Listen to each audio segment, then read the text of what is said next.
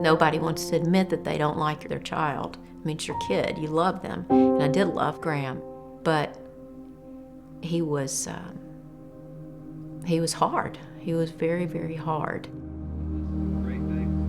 We met at church doing some ministry together. We were a little bit older when we got married, so we talked about having children quickly. They were going to become Christians at a very early age because we were going to have them in church and pray with them all the time. And I think 10 months after we were married, we had Graham. We took him home. He was healthy. He looked just like me. We didn't really have a comparison, so we didn't know exactly at the moment that things were different. It wasn't that he was bad. He was just very, very, very active. He was moving around all the time, disrupting class, getting in trouble. I noticed too that he would not really play with the other kids. He didn't have friends. They would make fun of him. Just, it was like he was haunted. We took him to the doctor, and he was diagnosed with ADHD. That may be true, but there's something social that we're missing. He wasn't disciplined. He wouldn't listen. Okay, Graham needs a timeout or something. Here was this little person not doing anything that we said. We disciplined out of anger on several occasions. Graham, you need to get it and get out. It was scary, sometimes to think, what are we doing? We had a plan, but we felt very much out of control. We're spanking all the time, we're disciplined all the time. We're supposed to be having fun. We're supposed to have great relationships with our kids, and it's not turning out at all like we thought it was supposed to. Okay, look at my finger. At 10 years old, he was diagnosed with Asperger syndrome. But instead of like a terrible news, it was kind of a relief. It was like, finally, I knew there was something else. When he was probably about 12, his behavior, it just was so overwhelming. I remember just going in my bedroom and being so exasperated. I just fell down on my bed and I just began sobbing, and I cried out to God, and I said, God,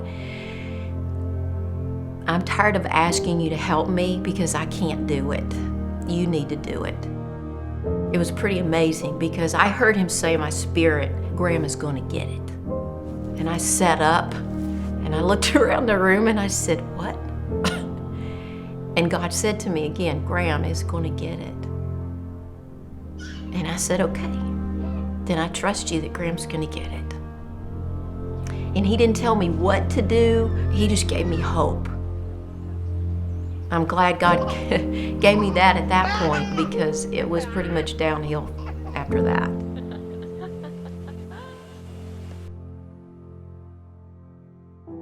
Around 13, Graham began using marijuana. He began the ritual of cutting himself to relieve anxiety. He would start fires in our house and we wouldn't know it. And then it was at that point that he and his dad got in a fight. We were fighting each other, basically. And, I partly think it's my fault. But he ran out and he got a rock and he threw it and he hit me in the head. And I said, call 911. Victim of an assault has facial. The police said, that's enough, and we know you're going to let him come back, but we're not. And so they actually put a restraining order on him, and he went to jail. I want to have a friendship with him. As a dad, I'm the guy that's over the family, and that's what God anticipated it to be. But I still need to be friends and love. Shortly thereafter, he had some kind of emotional breakdown. He broke into a home and he got in trouble with a very strict county in Texas. For 2 years, they had him bouncing back and forth from the mental hospital to jail and back and forth. He did try to commit suicide several times. He cut himself several times. I can remember one time that he was bleeding out of consciousness because he cut his neck in several places. Every night I would wake up and I found myself just talking to God and telling him all the things I was scared about. They were not trusting prayers. They turned into worry sessions. I wanted Graham to have peace and have joy. And then I thought, well, peace and joy is Jesus. That's a person. So I began to just pray, God, please let Graham experience you. That's really what he needs. He doesn't need mama to come and rescue him or daddy to come and flip a bill and get him out of a jam. If he's in a jam, you are his rescuer, and he has to experience you, and I have to let him go to do that. But when he finally did get out, he decided that he was going to go to Colorado.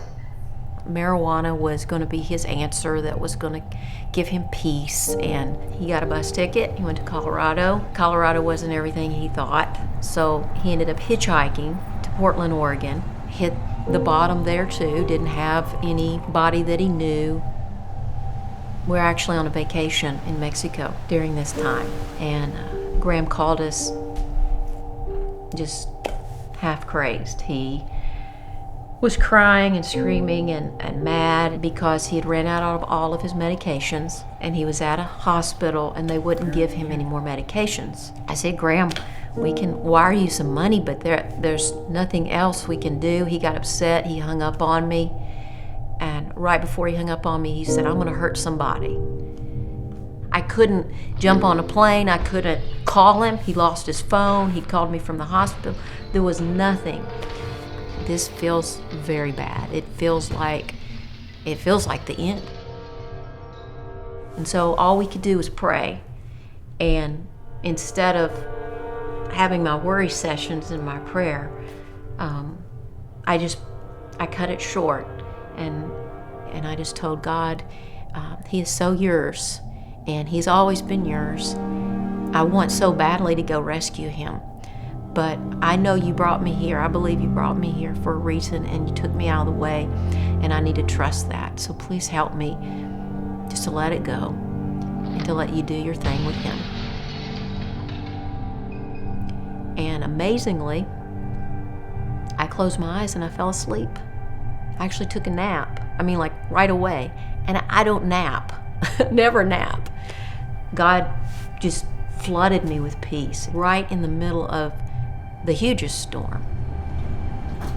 We were in Cabo for 2 weeks. We came home and I brought my mind back to my son. However we can do it, we have to get plane tickets and go to Portland. And it may be that we find him in a morgue. We had just to trust God, period. Come on, get it. So 2.5 weeks later, Hey, look at that. I got a call from California. I answered it, and I heard Graham.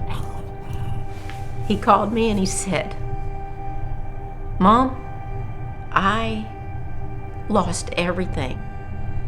Someone stole my backpack, and I was just on the street. And I couldn't call you. I didn't have any money. I didn't have my ID. I didn't have anything.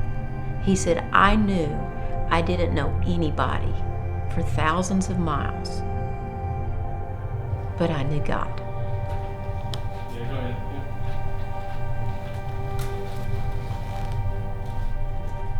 I was in Sacramento. I had just hopped a freight train down with a bunch of people from Portland. And I had this vision. Some of it might have been a dream, but I saw hell. And it wasn't just this place where people were eternally tortured. It was this place where people chose to do things their own way and to live without God because they didn't want to be with their Creator, so they didn't get to live with Him ever. And everyone there wanted a relationship with this Creator now.